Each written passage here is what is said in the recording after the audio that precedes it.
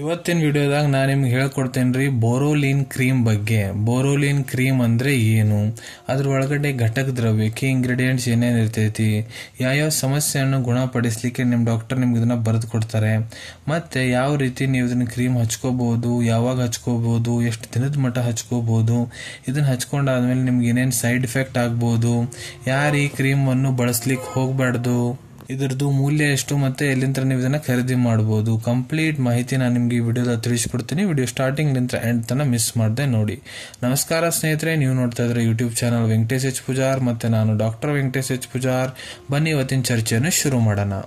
ಬೋರೋಲಿನ್ cream ನೋಡ್ರಿ, ಇದು ಒಂದು ಆಯುರ್ವೇದಿಕ್ ಪ್ರಾಪ್ರಿಯೇಟರಿ ಮೆಡಿಸಿನ್. ಆಯುರ್ವೇದಿಕ್ ಪ್ರಾಪ್ರಿಯೇಟರಿ ಮೆಡಿಸಿನ್ ಅಂದ್ರೆ ನೋಡ್ರಿ, ಯಾವ ಮೆಡಿಸಿನ್ಸ್ ಬಗ್ಗೆ ನಮ್ಮ ಆಯುರ್ವೇದಿಕ್ ಸಂಹಿತಾ ಗ್ರಂಥ ಟೆಕ್ಸ್ಟ್ ಬುಕ್ಸ್ನಾಗ ಉಲ್ಲೇಖ ಸಿಗಂಗಿಲ್ಲ, ಅದಕ್ಕೆ ಆಯುರ್ವೇದಿಕ್ ಪ್ರಾಪ್ರಿಯೇಟರಿ ಮೆಡಿಸಿನ್ಸ್ ಅಂತ. ಇಲ್ಲಿ ಏನಾಗುತ್ತಪ್ಪ ಅಂದ್ರೆ ಪರ್ಟಿಕ್ಯುಲರ್ ಆಯುರ್ವೇದಿಕ್ ಫಾರ್ಮಾಸ್ಯೂಟಿಕಲ್ ಕಂಪನಿಯವರು ಹರ್ಬಲ್ ಇಂಗ್ರೀಡಿಯೆಂಟ್ಸ್ ಇಲ್ಲ ಆಯುರ್ವೇದಿಕ್ ಜಡಿಬೂಟಿಗಳನ್ನು ಪ್ರಯೋಗ ಮಾಡಿ ತಮ್ಮದೇ ಒಂದು ಹೊಸ ಫಾರ್ಮುಲೇಷನ್ ಕಂಡು ಹಿಡ್ತಿರ್ತಾರ, ಇದ್ರ ಟೆಸ್ಟಿಂಗ್ ಮಾಡಿಸ್ಕೊಂತಾರ, ಇದ್ರ ಅಪ್ರೂವಲ್ ತಗೊಂತಾರ, ಅವ್ರ ಕಡೆ ಇದ್ರದ್ದು ಮಾಲೀಕಾನ ಹಾಕಿರ್ತೈತೆ. ಅದರ ಸಂಬಂಧಿತ ಆಯುರ್ವೇದಿಕ್ ಪ್ರಾಪ್ರಿಯೇಟರಿ ಮೆಡಿಸಿನ್ ಅಂತ ಕರೀತಾರ್ರಿ.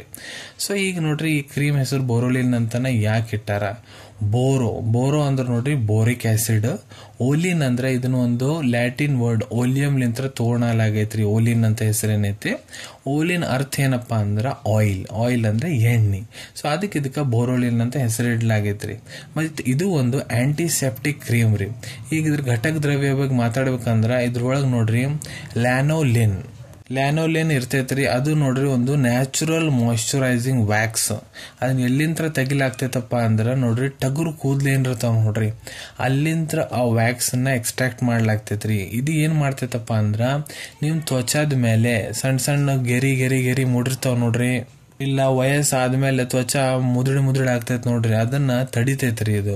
ಮತ್ ಇದ್ರೊಳಗ ಟಂಕನ್ ಆಮ್ಲ ಇರ್ತೈತಿ, ಅದಕ್ಕ ನ್ಯಾಚುರಲ್ ಬೋರಿಕ್ ಆಸಿಡ್ ಅಂತಾರ್ರಿ. ಮತ್ ಇದ್ರೊಳಗ ಜಶದ ಭಸ್ಮ ಇರ್ತೈತಿ, ಅದಕ್ಕ ಜಿಂಕ್ ಆಕ್ಸೈಡ್ ಅಂತಾರ.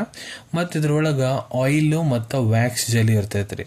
ಆದ್ರ ಕೆಲವೊಂದಿಷ್ಟು ಜನ ಏನಂತಾರಪ್ಪ ಈ ಕ್ರೀಮ್ ಬಗ್ಗೆ ಅಂದ್ರ, ಈ ಕ್ರೀಮ್ ಒಳಗ ಕೆಮಿಕಲ್ಸ್ ಅದಾವು, ಇದು ಆಯುರ್ವೇದಿಕ್ ಕ್ರೀಮ್ ಹೆಂಗ್ ಆಗ್ತೈತಪ್ಪ. ಸೊ ನೋಡ್ರಿ, ಅವ್ರಿಗೆ ನಾನು ತಿಳಿಸಕ ಇಲ್ಲಿ ಇಚ್ಛೆ ಪಡ್ತೇನೆ ಏನಪ್ಪಾ ಅಂದ್ರ, ಆಯುರ್ವೇದ ಒಳಗಡೆ ಖನಿಜ ಪದಾರ್ಥ ಅಂದ್ರೆ ಮಿನರಲ್ಸ್ ಬಗ್ಗೆ ಕೂಡ ವರ್ಣನ ಮಾಡಿದ್ದಾರೆ. ಬರೇ ಗಿಡ ಮೂಲಿಕೆ ಅಂದ್ರೆ ಆಯುರ್ವೇದ ಅಲ್ಲ, ಅದನ್ನ ಬಿಟ್ಟು ಕೂಡ ಬಹಳಷ್ಟು ಎಕ್ಸ್ಪ್ಲನೇಷನ್ ಐತ್ರಿ ಆಯುರ್ವೇದದಾಗ. ಈಗ ಮಾತಾಡೋಣ ಈ ಕ್ರೀಮದ್ದು ಇಂಡಿಕೇಶನ್ಸ್ ಬಗ್ಗೆ. ಅಂದ್ರೆ ಯಾವ್ಯಾವ ಸಮಸ್ಯೆದಾಗ ನೀವು ಇದನ್ನ ಬಳಸಬಹುದು ನೋಡ್ರಿ. ನಿಮ್ದು ಏನ್ರ ತುಟಿ ಹರಿದವಪ್ಪ ಅಂದ್ರ, ಇಲ್ಲ ನಿಮ್ಮ ಪಾದ ತಳಗ ಕ್ರ್ಯಾಕ್ ಆಗ್ಯಾವಂದ್ರ, ಪಾದದಾಗ ಹರಿದವಂದ್ರ, ಇಲ್ಲ ನಿಮ್ಮ ತ್ವಚೆ ಏನೈತಿ ನೋಡ್ರಿ ಬಹಳ ರಫ್ ಐತಿ, ಬಹಳ ಒಣಗೆ ಐತಿ ಅಂದ್ರ ಅಲ್ಲಿ ಯೂಸ್ ಮಾಡಬಹುದು. ಇಲ್ಲ ಬಿಸಿಲ್ನ ಬಹಳ ಅಡ್ಡಾಡಿ ನಿಮ್ಮ ತ್ವಚೆ ಸುಟ್ಟಂಗ ಆಗಿಬಿಟ್ಟೈತಿ, ಸನ್ ಬರ್ನ್ ಅಂತಾರಲ್ರಿ, ಅಲ್ಲಿ ಯೂಸ್ ಮಾಡಬಹುದು. ಇಲ್ಲ ನಿಮ್ಮ ತ್ವಚಾದ ಮೇಲೆ ರ್ಯಾಶಸ್ ಆಗ್ಯಾವಂದ್ರ ಅಲ್ಲಿ ಯೂಸ್ ಮಾಡಬಹುದು. ಇಲ್ಲ ನಿಮ್ಮ ತ್ವಚಾದ ಮೇಲೆ ಮಖದಾಗ ಪಿಂಪಲ್ಸ್ ಆಕ್ನೆ ಸಮಸ್ಯೆ ಆಗೈತಂದ್ರ ಅಲ್ಲಿ ನೀವು ಇದನ್ನ ಯೂಸ್ ಮಾಡಬಹುದು. ಇಲ್ಲ ಸಣ್ಣ ಮಕ್ಕಳಿಗೆ ಸಂಡಾಸ್ ಮಾಡೋ ಜಾಗದಾಗ ನೀವು ಡೈಪರ್ ಹಾಕಿರ್ತೀರಿ ನೋಡ್ರಿ, ಡೈಪರ್ ಹಾಕಿ ಅದು ತೋದು ಅಲ್ಲಿ ರ್ಯಾಶಸ್ ಆಗ್ತಾವ, ಡೈಪರ್ ರ್ಯಾಶಸ್, ಸೊ ಅಲ್ಲಿ ಯೂಸ್ ಮಾಡ್ಬೋದು. ಇಲ್ಲ ಮಹಿಳೆಯವ್ರಿಗೆ ನಿಪ್ಪಲ್ಸ್ ಏನಿರ್ತಾವ ನೋಡ್ರಿ, ಅದ್ರ ಮೇಲೆ ಏನಾರ ಕ್ರ್ಯಾಕ್ ಆಗೈತಂದ್ರ ಸೊ ಅಲ್ಲಿ ಯೂಸ್ ಮಾಡ್ಬೋದು. ಇಲ್ಲ ನಿಮ್ಮ ತ್ವಚದ ಮೇಲೆ ಸಣ್ಣ ಪುಟ್ಟ ಕಟ್ ಆಗೈತಿ, ಇಲ್ಲ ಸಣ್ಣ ಪುಟ್ಟ ಸೂಪರ್ಫಿಷಿಯಲಿ ಏನ್ರ ನಿಮ್ಮ ತ್ವಚದ ಏನ್ರ ಸುಟ್ಟೈತಂದ್ರ ಅಲ್ಲಿ ಇದನ್ನ ಯೂಸ್ ಮಾಡ್ಬೋದು. ಇದೇ ರೀತಿ ಹಲವಾರು ಕಂಡೀಷನ್ಸ್ ಅದಾವ್ರಿ, ಅಲ್ಲಿ ನಿಮ್ಮ ಡಾಕ್ಟರ್ ಬರ್ದು ಕೊಡೋ ಅಂತಾರಂದ್ರೆ ಯೂಸ್ ಮಾಡ್ಬೋದು. ಆದ್ರೆ ಈ ಕ್ರೀಮ್ ಅನ್ನು ನಿಮ್ಮ ತ್ವಚದ ಮೇಲೆ ಡೀಪ್ ಕಟ್ಸ್ ಅಂದ್ರೆ ದೊಡ್ಡ ಗಾಯ ಆಗ್ಯವು, ಇಲ್ಲ ಬಹಳ ಡೀಪ್ ಒಳಗಡೆ ಬಹಳ ದೊಡ್ಡ ಗಾಯ ಆಗೈತೆ ಅಂದ್ರ ಅಲ್ಲಿ ಹಚ್ಚಲಿಕ್ಕೆ ಹೋಗ್ಬೇಡ್ರಿ.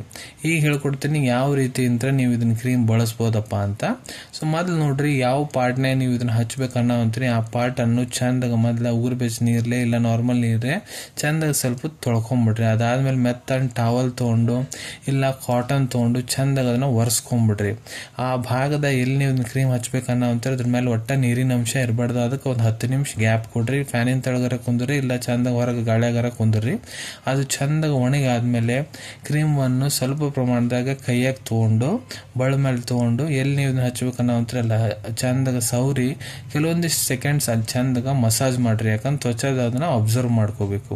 ಸೊ ಈ ರೀತಿ ನೀವು ಇದನ್ನ ಹಚ್ಕೋಬಹುದು. ಈ ಕ್ರೀಮನ್ನು ನೀವು ದಿನಕ್ಕೆ 1 ಹೊತ್ತರ ಆಗಿರ್ಬೋದು 2 ಹೊತ್ತರ ಬಳಸಬಹುದು ರೀ. ಆದ್ರೆ ನಿಮ್ಗೆ ಒಳ್ಳೆ ರಿಸಲ್ಟ್ಸ್ ಬೇಕಂದ್ರೆ ನೈಟ್ ನೀವು ಹಚ್ಕೊಂಡು ಮಕ್ಕೊಂಡು ಚಂದಾಗ ಬೆಳಿಗ್ಗೆ ಮಖದಾಗ ಹಚ್ಕೊಂಡು ಹೋಗ್ತೀರಿ, ಚಂದಾಗ ಮಖ ಸ್ವಚ್ಛ ಮಾಡ್ಕೊಂಡ್ರೆ ನಿಮ್ಗೆ ಒಳ್ಳೆ ರಿಸಲ್ಟ್ ಸಿಗ್ತೈತ್ರಿ. ಎಷ್ಟು ದಿನದ ಮಟ್ಟ ನೀವು ಈ ಕ್ರೀಮ್ ಬಳಸ್ಬೋದು ನೋಡ್ರಿ, ಅದು ಡಿಪೆಂಡ್ ಆಗುತ್ತೆ ನಿಮ್ಮ ಟ್ರೀಟಿಂಗ್ ಡಾಕ್ಟರ್ ಮೇಲೆ. ನಿಮ್ಮ ಟ್ರೀಟಿಂಗ್ ಡಾಕ್ಟರ್ ಯಾವ ನಿಮ್ಮ ಹಿಸ್ಟ್ರಿ ತಗೊಂತಾರ, ಕ್ಲಿನಿಕಲಿ ಎಕ್ಸಾಮಿನ್ ಮಾಡ್ತಾರ, ಮತ್ತೆ ಯಾವ ಸಮಸ್ಯೆಯನ್ನು ಗುಣಪಡಿಸ್ಲಿಕ್ಕೆ ನಿಮ್ಗೆ ಅವ್ರು ಇದನ್ನ ಬರೆದುಕೊಡೋ ಅಂತಾರ, ಅದ್ರ ಮೇಲೆ ಡಿಪೆಂಡ್ ಆಗುತ್ತೆ. ಅದಕ್ಕೆ ನಿಮ್ಮ ಟ್ರೀಟಿಂಗ್ ಡಾಕ್ಟರ್ ನಿಮ್ಗೆ ಎಷ್ಟು ದಿನ ಇದನ್ನ ಬಳಸಕ್ಕೆ ಹೇಳೋ ಅಂತಾರ ಅಷ್ಟು ದಿನ ನೀವು ಇದನ್ನ ಬಳಸ್ಬೋದು.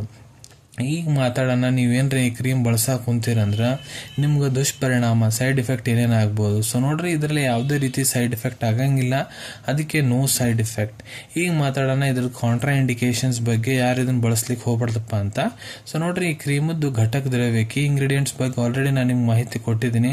ಅದ್ರ ಯಾವುದೇ ಕಂಟೆಂಟ್ಲಿಂತ ನಿಮ್ಗೆ ಮೊದಲು ಎಲರ್ಜಿಕ್ ರಿಯಾಕ್ಷನ್ ಆಗ್ಯಾವ ಅಂದ್ರೆ ನೀವು ಇದನ್ನ ಬಳಸ್ಲಿಕ್ಕೆ ಹೋಗ್ಬೇಡ್ರಿ. ಈಗ ಇದ್ರ ಮೂಲ್ಯದ ಬಗ್ಗೆ ಹೇಳ್ಬೇಕಂದ್ರೆ ನೋಡ್ರಿ, ಇದು ನಿಮ್ಗೆ 42 ರೂಪಾಯಿ 42 ರೂಪೀಸ್ನಾಗ 20 ಗ್ರಾಮದ್ದು ಟ್ಯೂಬ್ ಸಿಗ್ತೈತ್ರಿ ಬೋರೋಲಿನ್ ಕ್ರೀಮದ್ದು.